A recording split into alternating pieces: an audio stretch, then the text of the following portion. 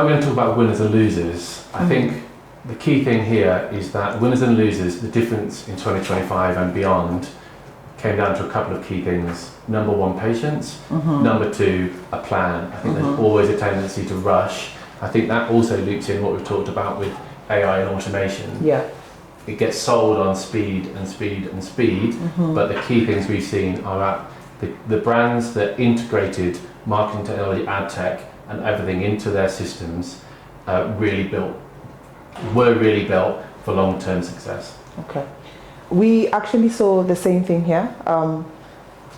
We had articles upon articles on how African brands have built community, and those that have built communities have stayed ahead. They didn't depend on the changing algorithms or the third-party platforms. They controlled their audience and their communication directly. And I think right there is a synergy between what we are talking about and now controlling the narrative for creating your communities. I think that's right. It comes back to that theme of integration, doesn't it? So brands and their customers being integrated. As I kind of mentioned earlier in the segment, we talked about brands being able to insert themselves into customer journeys. Yes. So things like loyalty programs, frequent flyer miles. You're now seeing brands being able to insert themselves not just at the start and not even just at the end, but throughout the journey. So you're continually talking to the customer as they go through the journey, not having to rely on an endpoint sale.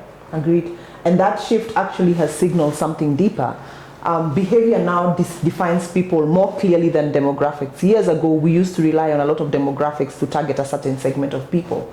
But what that has come into 2025 to show us is a young tech founder in Nairobi, what you would quote unquote call a Gen Z, might have the same viewing habits as a Gen Xer in Johannesburg. Age and income now matter less and less than the motivation and the mindset of the audiences. Exactly, and that's why contextuals made a comeback recently. I think if someone's reading about electric cars, show them an ad for one. I think it went a little bit out of fashion because it was used too broadly. Yeah. What we're now seeing is the integration of all the data, first-party data, and ad sites data, being able to talk to the customer, so you're now being able to be super specific, and that leads to ROI and attribution at the back end. Yeah, it's a smarter approach from identity to intent.